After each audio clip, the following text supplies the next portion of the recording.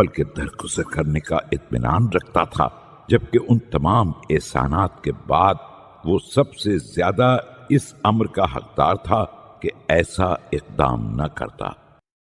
خیر، اب میں تیرے سامنے حقارت، ذلت، خضوع و خشوع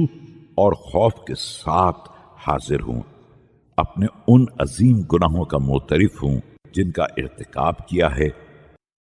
اور ان بڑی بڑی خطاؤں کا اقراری ہوں جن میں مبتلا ہو گیا ہوں۔ میں تیری معافی کی پناہ چاہتا ہوں، تیری رحمت کے سائے میں پناہ کا طالب ہوں، اور یہ یقین رکھتا ہوں کہ تیرے علاوہ کوئی پناہ دینے والا نہیں ہے اور تیرے عذاب سے کوئی دفاع کرنے والا نہیں ہے، لہذا اب تو ہی اس رحمت میں شامل کر لے جس میں تو نے مجھ جیسے گناہ گاروں کو شامل کیا ہے، اور مجھ پر اس معافی کا کرم فرما دے جو تو نے ہر اس شخص پر احسان کیا جو تیری بخشش کا امیدوار ہے،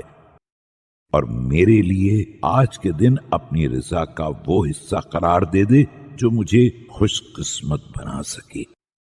اور مجھے اس رحمت سے خالی ہاتھ واپس نہ کرنا جسے لے کر تیرے عبادت گزار بندے واپس ہوتے ہیں، حالانکہ وہ نیک اعمال جو ان نیک لوگوں نے آگے بھیجے ہیں میں نے نہیں بھیجے، لیکن کم سے کم تیری توحید کا سرمایہ تو لے کر حاضر ہوا ہوں۔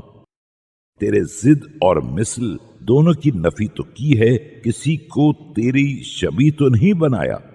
اور ان دروازوں سے حاضر ہوا ہوں جن سے حاضر ہونے کا تو نے حکم دیا ہے،